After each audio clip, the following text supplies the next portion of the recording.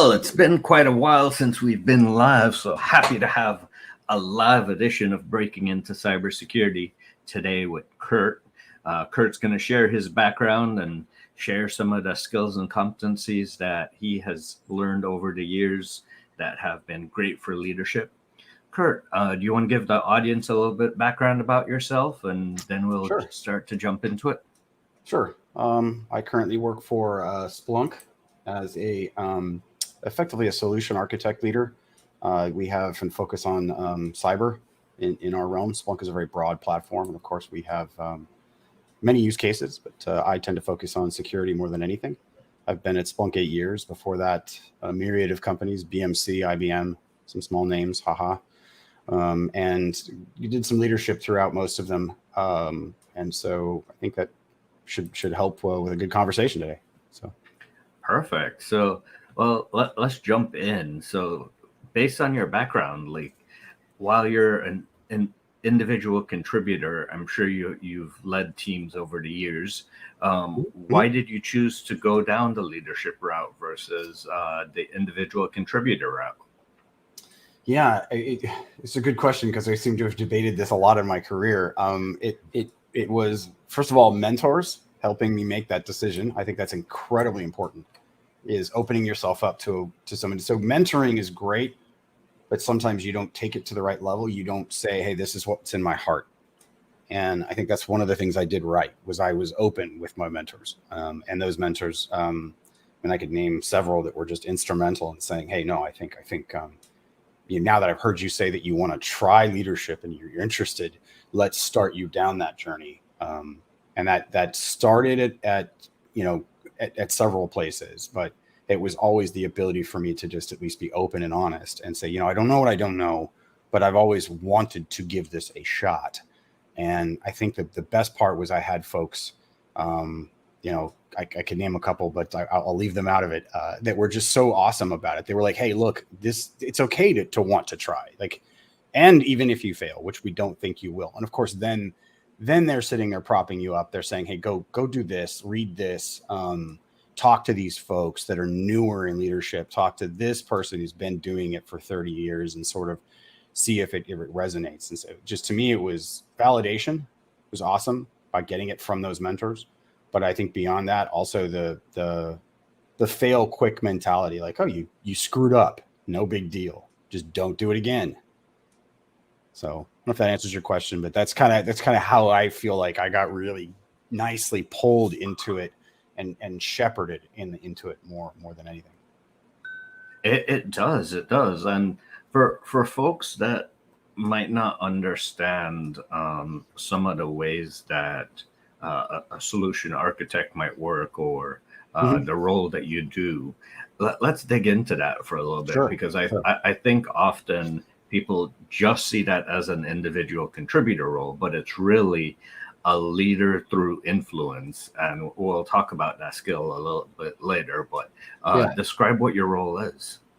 So I lead that team, but our responsibility will be to do things like positioning workshops with customers, positioning different use case with different customers.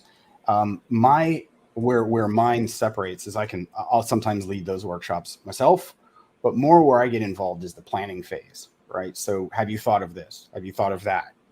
You're from your cyber defense perspective, because largely Splunk is, when I talk about Splunk and using Splunk as a security, it's a defensive measure. You can get a little offensive if you want, but I'm largely going to say I'm focused on that for the purposes of this discussion. So if we hone in on that, then I'll come in and I'll try to talk to that CISO, that director of security, that VP of security. It really just depends.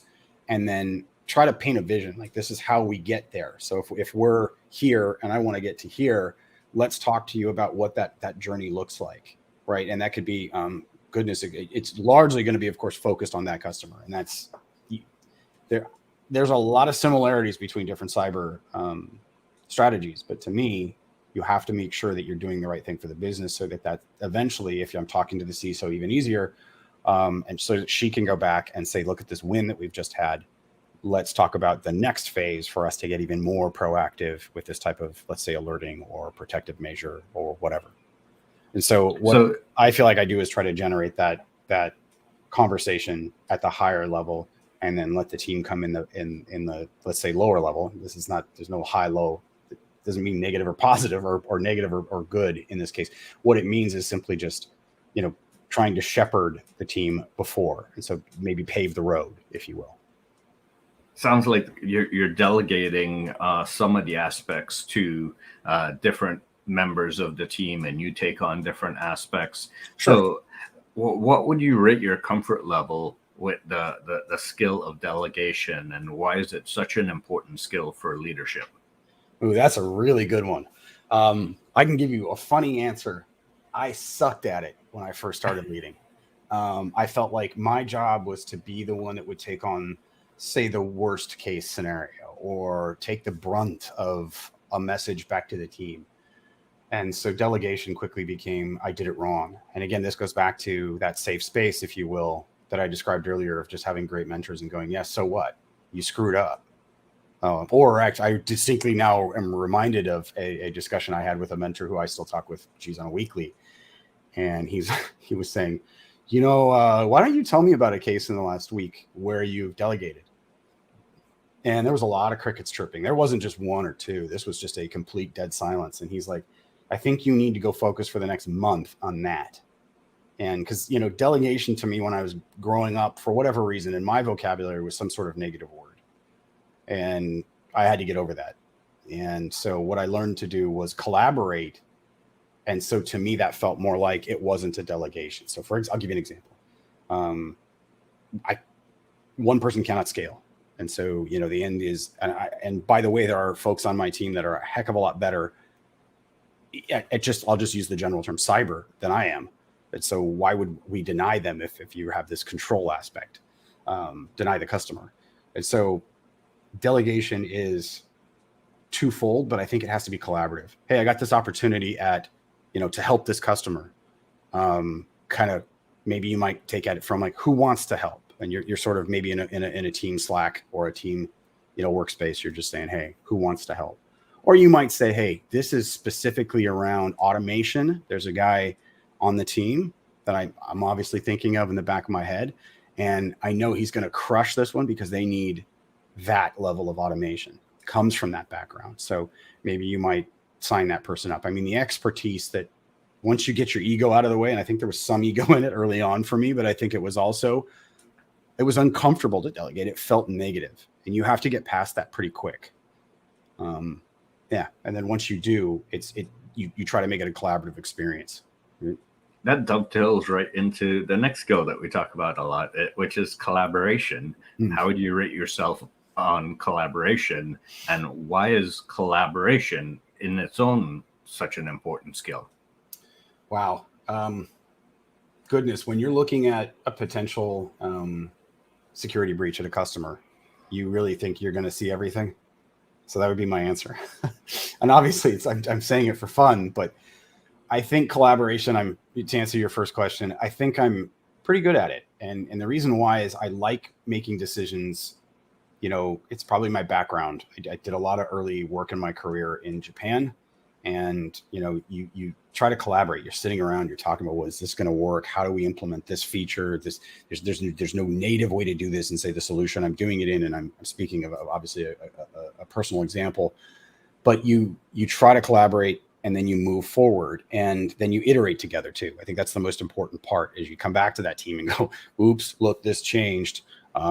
Anyone have any ideas to how to get around this? And when you do that, and I'll say as far as that goes, it's really awesome to see the type of solution it comes to bring to bear, right? Because you're sitting there going, look at all the biases I have. And the bias, I mean, just to be clear, a bias can be like, I never thought of that, or I've never experienced that, therefore it never entered into my brain.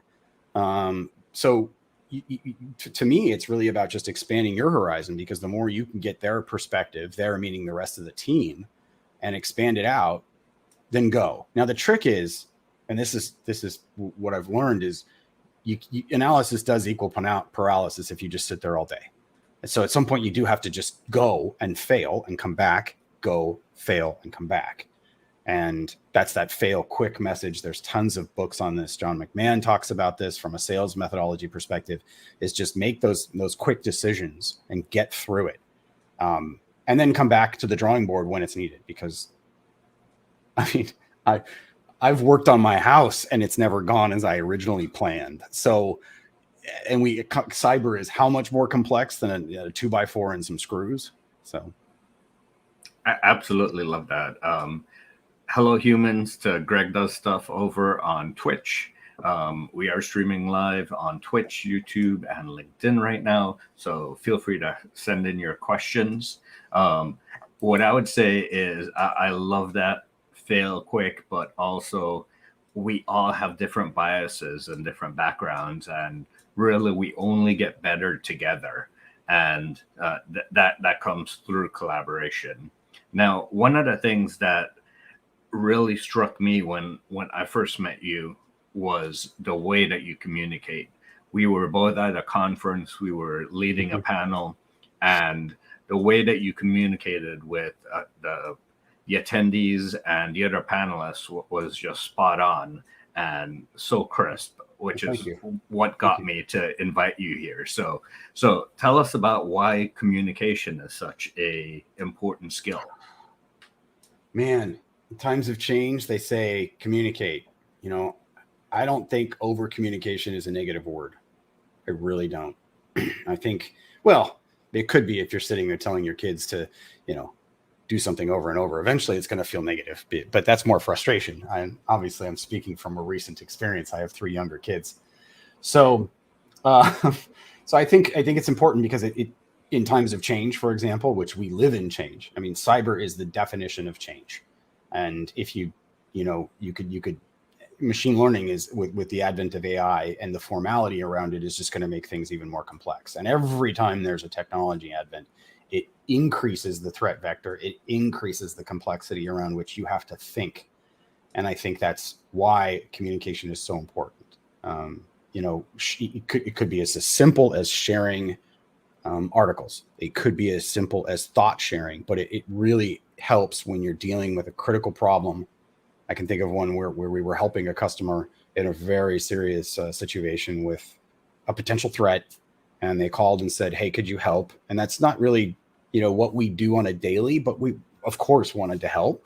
And that goes back to collaboration, but it goes back to that Slack channel and the phones that we had flying off the hook just between the 5 of us were nuts, right? So communicating just eliminates barriers quickly, and it goes back to fail quick. Well, don't do that because I've tried that before. Oh, you have? I didn't know that. So I think it all ties together. So how would you help someone have communication listed on their resume? How would you help them show that they have that skill set for hiring managers? So at Splunk, we call them working groups. Is one way to document, hey, I was part of a working group, or I led a sub stream on a working group. I think, and then you need to talk about it. And so you need to get a hook, obviously, and the hook is what grabs. And I'm using a fishing analogy, even though I don't fish much. So it hooks that person to get them to see that collaborative function. I guess you could use a keyword, but really, and then tell a story.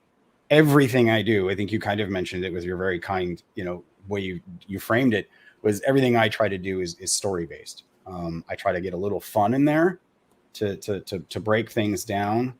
There's times when you should do that. There's times when you don't. If you're facing a P1, it's probably not a great time to start talking about what do you call a sleeping bull, a bulldozer. Don't do that. Let's keep focused. Maybe pop your funny dad joke after it's all good.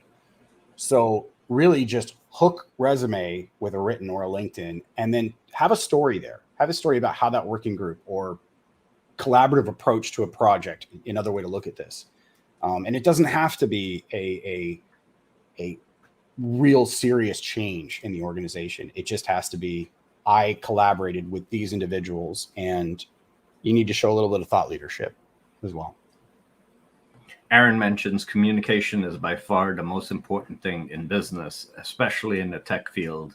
And one of the things that we're lacking that causes some of the things that we're witnessing today. And I'd agree with that. Lack of communication can cause a lot of misconfiguration, tech issues, slips in processes, things like that. Yep. And that's why I mentioned the change aspect. And I think it's doubly, triply, whatever, critical when you're going through change. And that's thing in cyber and in IT and in tech that we have an abundance of that'll never stop. So as we start to think about the next skill, the skill of influence, how would you describe that? And which is separate from sales, which you do, but Sure. how would you describe influence, and how is it needed so badly in this field? Man, I think influence goes to and ties directly to reputation. I think you need to do things that better that reputation. I would describe your podcast as one of them. Even being honored to come in and chat with you on this. It's just so everyone hears this. When we originally met, it was May, and it took us this long to schedule it with both of our wacky schedules. So I'm really happy to do it. But I think you have to build a reputation up, or the influence up. And I think what that means is I'm not saying you have to have like a walk into a room and everyone goes, that is so-and-so, therefore I must listen. No, that's awesome if you can do that, and more power to you. What I'm getting at is the influence to me is more about telling, again, and I might come back to another story, but you're talking to that customer and within that short time, or you're talking to someone that needs to hear that you know what you're talking about, you need to give them some proof. There needs to be some credibility to that ability for you to influence the conversation. You cannot do that without the credibility, Mark. Kirk does know what he's talking about because he's lived it. Kirk does know what he's talking about because, he's referencing another customer that went through this, right? That's a very similar situation and is being very prescriptive for me. So that influence comes from your credibility. And if you don't have any, you need to think about how you can build it in short order to make sure that, when I say short order, that depends, of course, but you want to build it pretty quick. If you're doing a panel, as you referenced, you want to come in and start talking about, and it is important to say, I used to do this. This is my history. Keep it succinct, keep it relevant, and then remember that you have, as far as influence, you can influence any conversation, but always remember that you have 2 ears and 1 mouth, and you have 2 versus that 1 for a reason. That is so true. That is so true. And I love the point that you made, that you have to show that influence in short order to really have it come across to your audience. And giving examples, giving stories of your experience helps bring that influence across. Aaron mentions 100% back to the comment from Robin that we need to look at the expansion, and never thought that communication between hardware and software is such an important skill. So definitely that communication between hardware and software is an important skill. And then we have Sean coming on. Great insights, gentlemen. Communication and authenticity create relationship and trust and ensure the execution, and gives you the neck to go after if there is a shortfall. Well put. That's well put. Yeah. Love that you tie in reputation and credibility. Do what you say you could do, play your part, and play part of a larger initiative and teams for projects to come to fruition. That last sentence is so true. I mean, I like how you say, do what you say you can do. That is huge. It's what is the old adage of a professional services person? I always screw this up. So I'm going to screw it up and you can laugh at me. Over promise and under deliver. Ha ha ha. So, always over deliver and under promise. And I think when I first heard that, I'm like, dumb kid out of college or whatever. And I'm sitting there thinking, well, that's silly. Why wouldn't you do that? And of course, that was when the world was in black and white, or pick your color. So it to me just resonates that, like, make sure that you're going the extra mile for your customer, for the project, for anything. And I think, that's why this is all totally related. Obviously, that's why you're asking these questions. It's very insightful, but I think that's why all of them relate too, because you want to make sure that you're calling those things out that maybe are potentially stuff you didn't think about 5 minutes ago. Yeah, absolutely. And one of the things that happened to me recently is I had a technician come out to my house because one of my couches that extends and contracts wasn't Mhm. functioning. And I thought I did all the troubleshooting in the world. And his insight and his experience, he just comes and he's like, oh, this cable is undone. But they did it in such a way that they didn't make me feel bad about it, but they were like, yeah, sometimes this happens, and Yeah. shared that experience and put it back together. And I'm like, okay, well, now I know. Yeah. Yeah. That's the experience that you get over time, and you have to be humble enough to also see it and experience it and not feel bad that you don't know everything. Well, and I think that there, you just answered every question that you've asked me. And that is, comes back to, it really does come back to humility, right? It's just, you have to be, have to have enough humility in this world to know that you don't know everything. And it just start that way. And it goes back to the leadership conversation. You know, how do you learn to delegate? Be humble. Like, you know, ask if someone wants to do it. Now, sometimes you're going to have to assign work that's not the best. But maybe you appeal to that person. This is, to me, why the interpersonal relationship is so important, and you understand the motivation of every person on your team. Definitely agree with you there. The last skill or competency that we're going to talk about is networking, and Okay. this is what started us down this path. Right. Is that we were at a conference and we just started talking to each other and built this trust, built this relationship together. How would you describe networking in your own words, and why is it so critical? Goodness. To me, you know, you can make fun of me. I'm an only child, so there you go. But to me, networking is building a set of folks that you can rely on, that rely on you too. It has to be a synergistic relationship. It must. And it must be a two-way street, if not multiple way, when you start really networking with multiple people. What the old saying is that when you start donating and volunteering your time, you are being selfish. And your first time you hear it, you're like, wait a minute, right? But it's so true. And so if networking is a conduit through which you're going at it from an aspect of, I want to get more out of my career, awesome. But also look at it from a perspective of, how can I help others? And until you, like, you know, everyone, I know a lot of people that would love to go work for a philanthropic organization and be able to make nothing and just help everyone all the time. So it doesn't mean if you're not able to do that financially that you can't get something benefit out of it. So networking to me means the obvious statement of interacting with other people, but go out of your comfort zone.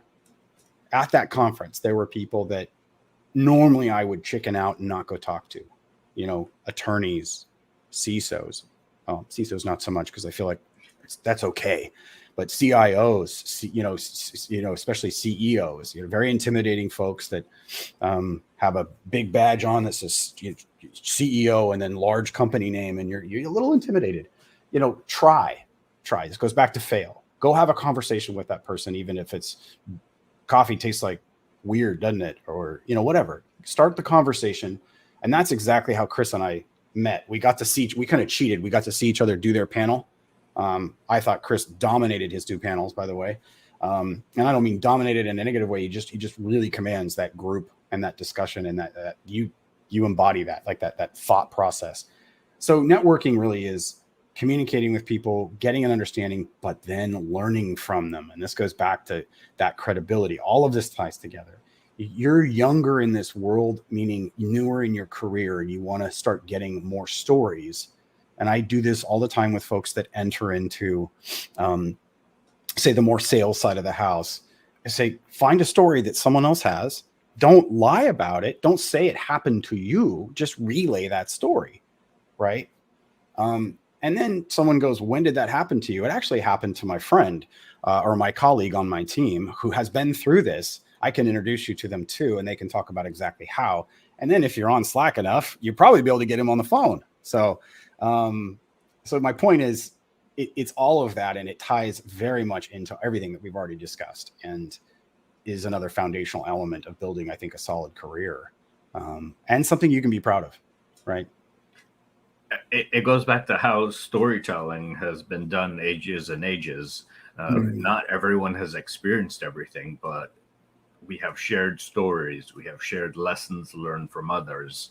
I say that's the inexpensive way of getting experience. The expensive way of getting experience is failing yourself.